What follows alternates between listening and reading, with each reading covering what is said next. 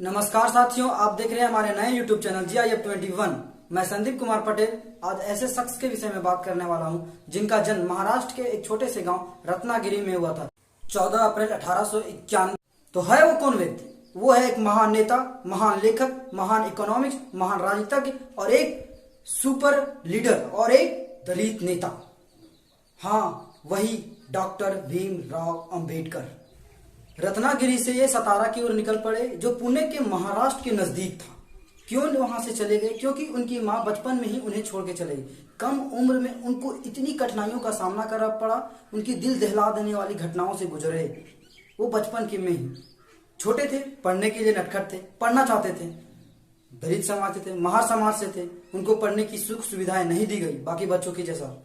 इनके पापा गरीब थे तो वो पैसा कहाँ से आते, इसी की वजह से उन्होंने उसे पढ़ने की मौका नहीं दिया गया। उनके पिताजी ने उन्हें पढ़ाने के लिए अपने नजदीकी गांव के क्षेत्रों में गए और वहां अपने से नजदीकी क्षेत्र के स्कूलों में जाके जैसे तैसे नाम लिखवाया। जैसे तैसे नाम लिखाने के बाद उस बच्चे को जब पढ़ने के लिए भेजा गया तो उसे स्कूल के बाहर ही बैठा दिया गया। क्यों? क्योंकि वो महार, छोटा जात, निचली कास्ट के थे। तो मास्टर जी सोचने लगे कि अच्छा, इस बच्चे में इतनी पढ़ने की रुचि है, तो उसे बुलाया, आओ बच्चे और इस ब्लैक बोर्ड के क्वेश्चन को सॉल्व करो। तो वो उत्तर देने के लिए जा रहे थे ब्लैक बोर्ड के पास, लेकिन बाकी बच्चे उसे चिल्लाने लगे, नहीं सर नहीं, ये महार जात का है, निचली कास्ट का है। वहां जाने के बाद वहां से बोर्ड की जो नीचे टिफिन रखा गया था, सब बच्चे उठकर चिल्लाने लगे और टिफिन को उसके साइड से ले जाने लगे। अंबेडकर उस समय चौंक गए कि मेरे साथ क्या हो रहा है और ये क्यों उठ के अपने टिफिन को एक साइड कर रहे हैं। उस समय बच्चे ने बताया कि नहीं, ये तो महार जात का, इसकी परछाई से हमारा खाना अशुद्ध हो जाएगा, इसलिए हम अपने टिफिन को इससे दूर कर रहे हैं। इनको कई बार धक्के लगते रहे, कहीं से कहीं कुआं से इन्होंने एक बार पानी पी लिया।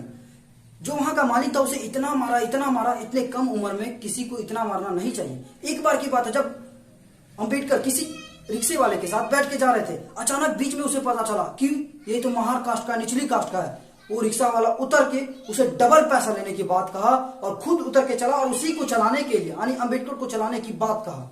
उस समय लोग केवल छूने से नहीं, परछाई से नहीं, बल्कि उसकी आवाजों से भी इतने अपवित्र हो जाते थे। ये सच नहीं है दोस्तों, उस समय की घटनाएं रियल में माना जाता है कि ये बहुत गंदी हो रही थी।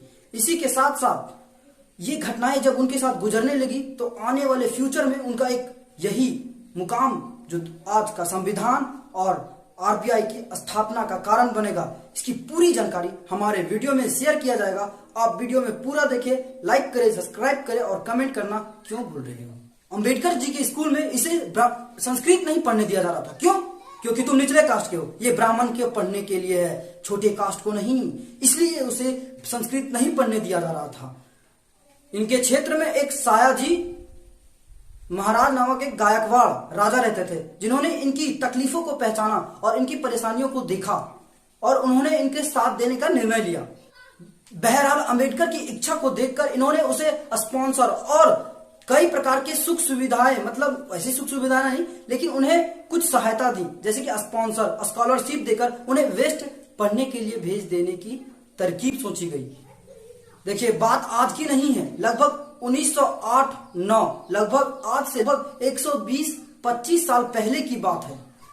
एक निचले और तब्दील का लड़का, नीची जाति का लड़का पुणे के महाराष्ट्र में जाकर इंटर करता है इंग्लिश में और वहीं BA करता है पॉलिटिकल साइंस और इकोनॉमिक्स में। यही नहीं रुकता, उसने इतनी दूर पढ़ाई बहुत मेहनत से की। इसके करने के बाद उसे कई समाज वालों ने रोकने का प्रयास किया, लेकिन रुका नहीं। उसने बोला, अगर मुझे रोकना है तो रोक के दिखाओ। फिर वो अपने गायकवाड़ साहब से पूरी स्कॉलरशिप लेकर निकल गए। कहाँ? अमेरिका के न्यूयॉर्क सिटी के कोलंबिया यूनिवर्सिटी में। वहां जाने के बाद उन्होंने पहली बार MA करी। उन्होंने पॉलिटिकल साइंस, हिस्ट्री, इकोनॉमिक्स और सोशियोलॉजी में। उसके बाद उन्होंने PhD करने के लिए वहां से निकल पड़े। रुके नहीं दोस्तों, London school university of economics, जहां जाने के बाद वहां MSc लॉ और डॉक्टरेट की पढ़ाई पूरी की। पढ़ाई पूरी करने के बाद उन्होंने किताब पर थीसिस लिखा। ये वही किताब है दोस्तों जो आगे चलकर रिजर्व बैंक ऑफ इंडिया का गठन का कारण बनेगा। पूरी शिक्षा कंप्लीट करने के बाद वो महाराज गायकवाड़ को भूले नहीं, उनकी प्रेम को भूले नहीं। उन्होंने जो स्कॉलरशिप दिया था, जिनकी वजह से वो पूरी दुनिया में अपनी शिक्षा को ग्रहण कर पाए और वह पुनः आकर गायकवाड़ जी से मिलते हैं। अंबेडकर कहते हैं, अब मैं पूरी दुनिया में पढ़कर आया हूं, अब मैं आपकी सेवा करना चाहता हूं। तो इतनी बात सुनकर महाराज ने इसे मिलिट्री सेक्रेटरी की नौकरी दे दी। इस नौकरी को बहुत ही ऊंचे पद का नौकरी कहा जाता था। उसके बाद अंबेडकर अब इतने ऊंचे पद पर बैठ गए थे कि वो एक अच्छे पद पर तो बैठ गए थे, लेकिन उनकी जो प्यून थी, सरकारी प्यून उसके ऑफिस के, वो भी इसे फाइल फेंक के देता था। क्यों? क्योंकि तुम नीचे जात के हो, तुम गद्दी पर बैठ गए हो, इसका मतलब तुम महाराजा नहीं। अंबेडकर बहुत दुख, इतने पढ़ने के बाद भी उसे कोई इज्जत नहीं दिया जा रहा था। उसे खाना खाने के लिए भी अपने ऑफिस से बाहर जाके, जबकि पियोन उसके अंदर बैठ के खाता था। हालांकि वो इतने ऊंचे पद पर तो आ गए थे, लेकिन छुआछूत उनका पीछा छोड़ा नहीं दोस्तों। वह आज भी इतने बड़े पद में होने के बाद भी कुएं के पानी नहीं पी सकते थे दोस्तों। बाबा साहेब भीमराव अंबेडकर की परेशानियों का सिलसिला भी रुका नहीं दोस्तों। उसके बाद तो उन्हें अभी तो उनका रामाबाई के साथ तो विवाह हुआ था। इनके साथ 5 संतान हुए। 4 संतान एक के बाद इलाज की असुविधा के कारण देहांत हो गया। लेकिन भगवान की भी क्या मंजूरी थी, आगे चलकर उसकी पत्नी भी ने उसका साथ छोड़ दिया दोस्तों। वो भी एक लंबे बीमारी से जूझ रहे थे। इसके बाद तो हर एक व्यक्ति, कोई भी व्यक्ति हो दोस्तों, हर व्यक्ति टूट सकता था, हर व्यक्ति टूट सकता था। इसका तो पूरा स्वाभिमान ही खत्म हो गया। लेकिन ये क्या किया आप जानते हैं? ये साथ ही साथ देश की विकास और देश के लिए लड़ते रहे। हर की तकलीफों से अपने आप को रोकने नहीं दिया और सत्याग्रह पर दौड़ पड़े और देश की मजबूती पर चल पड़े दोस्तों। सत्याग्रह पर निकलने के बाद वो अड़ गए कि हमें कुओं में बाकी लोगों की तरह, आम लोगों की तरह भी पानी पीने का हक होना चाहिए। सरकारी कुओं में खासकर सभी को पानी पीने का हक होना चाहिए। प्राइवेट हो तो मानते हैं दूसरा को, लेकिन सरकारी में सभी का हक होना चाहिए। जिस तरह हम, उस तरह सभी जाति के लोग एक ही साथ पीना। हम तो मानते हैं दोस्तों कि उसके साथ हो रही थी परेशानियां, लेकिन उसके महिलाओं के साथ भी बहुत परेशानियां थी। वो घुटने के ऊपर ही साड़ियां पहन सकती थी, घुटनों के नीचे नहीं। आमतौर पर सभी साड़ियां घुटनों के पांव के नीचे ढकने तक पहनती थी, लेकिन महार या निचले दलित लोगों के लिए साड़ियां ऊपर तक पहनी जाती थी, जिन्होंने उस समय सत्याग्रह पर आकर इस कानूनों को हटाया और सभी निचले दलित परिवारों को साड़ी पूरी पहनने के अधिकार पहली बार डॉक्टर भीमराव अंबेडकर द्वारा दिया गया। इस तरह कई अधिकारों को दिलाते हुए वो आगे बढ़ रहे थे, लेकिन कोई कमजोरी तो होती है किसी में। इसके बाद उन्होंने कह दिया कि हमें कम्युनल इलेक्ट्रॉन की बात उसने कह दी। ये क्या होता है? ये चाहते थे कि हमारे जो कम्युनिटी के लोग हैं उन्हें अलग वोटिंग देने का अधिकार हो, लेकिन गांधी जी समझदार थे, वो अड़ गए इस बात पे कि नहीं अंबेडकर, ऐसा नहीं होगा तो तुम्हें ऐसे कामों की साथ मैं नहीं दूंगा। तो बात क्या हुआ? क्योंकि गांधी जी जानते थे कि ये अंग्रेज का चाल है, जाति और धर्म के नाम पर इन्हें अलग कर हम स्वतंत्रता की इस नजदीकी पीढ़ी को नहीं पा सके। गांधी जी ने अंबेडकर को समझाया कि आपको मैं रिजर्वेशन, आरक्षण दिला दूंगा, बाकी सब चीज दिला दूंगा, आपके हर एक बातों का समर्थन करूंगा, लेकिन आपको जाति के नाम पर अलग वोटिंग करने का अधिकार मैं नहीं दूंगा। और अंग्रेज यही चाहते थे कि जाति के नाम पर टूट कर बिखर जाए और स्वतंत्रता संग्राम में जो भीड़ लगती है, जो रैलियां लगती है, वैसा रैली कभी ना हो और गांधी जी अकेला पड़ जाए। लेकिन गांधी जी ऐसा होने नहीं दिए दोस्तों। गांधी जी की बातें अंबेडकर जी को छू ली, फिर भी अंबेडकर नहीं माने। गांधी जी कहते हैं अगर ऐसा हो गया तो हम स्वतंत्रता नहीं ले पाएंगे, अंग्रेजों से नहीं लड़ पाएंगे। इस स्वतंत्रता की लड़ाई में तुम हमारे साथ खड़ा हो, हमारी ताकत बनो अंबेडकर। इतने समझाने के बावजूद भी अंबेडकर नहीं माने। न मानने की वजह से गांधी जी ने फिर से उसे रिक्वेस्ट किया, फिर भी नहीं माने। अंबेडकर के न मानने के पीछे का कारण था उसकी पिछली जिंदगी में उसके साथ गुजरी कष्टें। फिर भी गांधी जी इन बातों को न मानने के कारण वो अनशन पर बैठ गए। अनशन पर बैठने के बाद अंबेडकर विचित्र या मतलब जो कि उनका माइंड प्रेशर में होने लगा कि एक तरफ बापू जो विश्व अफ्रीका से अंग्रेजों से लड़के आए हैं और फिर उसके बाद भारत में आजादी की अगुवाई कर रहे हैं, और दूसरी तरफ मेरी कम्युनिटी, मेरी जाति के लोगों का साथ देना, दूसरी तरफ गांधी का इस तरह अनशन पर बैठ जाना, कहीं ना उनका जीवन का त्याग हो जाए। इसी के कारण फिर अंबेडकर का मन बदलता है। दुविधा में फंसने के बाद उन्होंने गांधी जी से कहा कि आप अपना अनशन छोड़िए, और पुनः पैक्ट पर वहां साइन किया गया, जिससे कि अंबेडकर अपने रिजर्वेशन यानी आरक्षण को अपने कंट्रोल में ले लिया। इसके बाद उन्होंने जस्ट द एवोल्यूशन प्रीवेंचर फाइनेंस ऑफ ब्रिटिश इंडिया नामक किताब एवं द प्रॉब्लम ऑफ रूपी नामक दोनों किताबों के आधार पर आरबीआई का गठन किया गया, रिजर्व बैंक ऑफ इंडिया का गठन किया गया।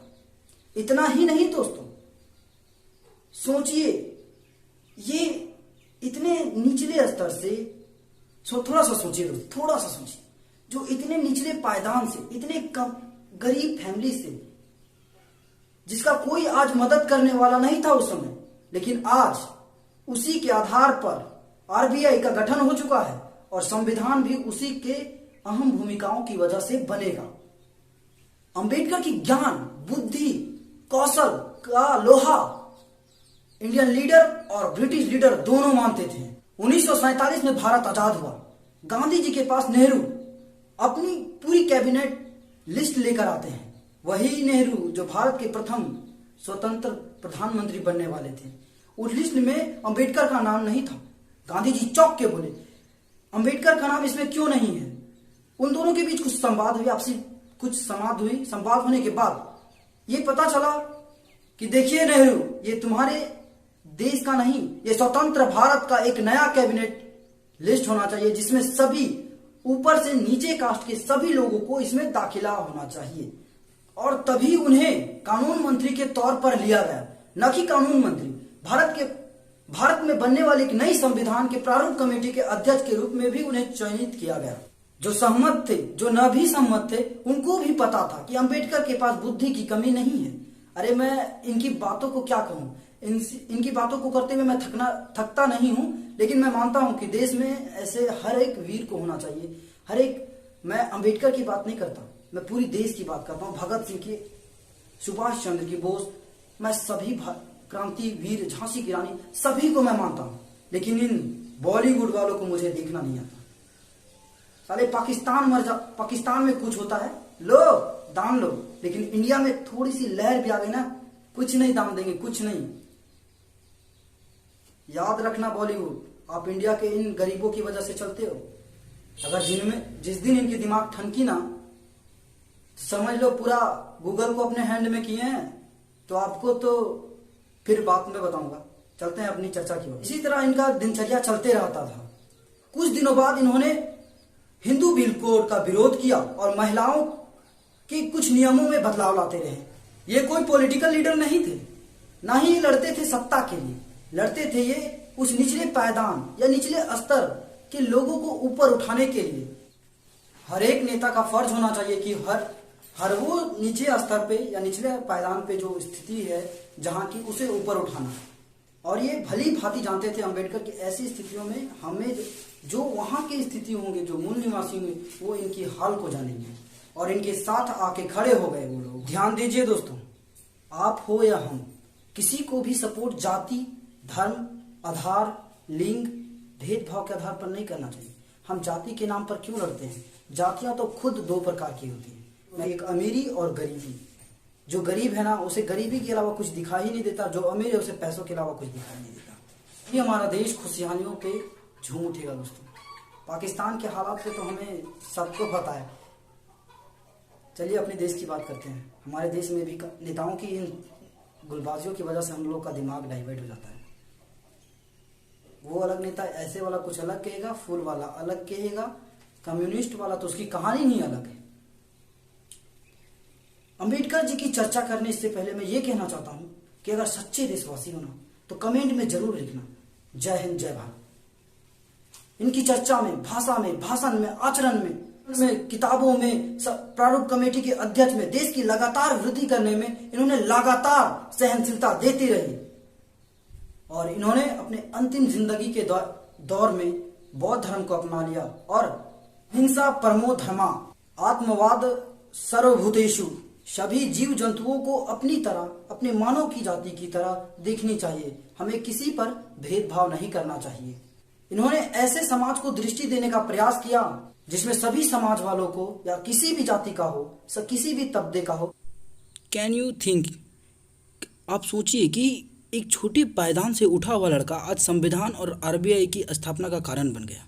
क्या हम नहीं बन सकते? बन सकते हैं, लेकिन हमें उसकी तरह हर एक स्थिति में सहने की क्षमता होनी चाहिए। और मैं कल इसी तरह वीडियो लाते रहूँगा। कल सत्य सनातनी पर वीडियो अपलोड होगा। प्लीज़ उसे प्यार करें और हमारे चैनल को सब्सक्राइब करें, लाइक और कमेंट ज़रूर करें भाइयों, क्योंकि बहुत मेहनत लगता है।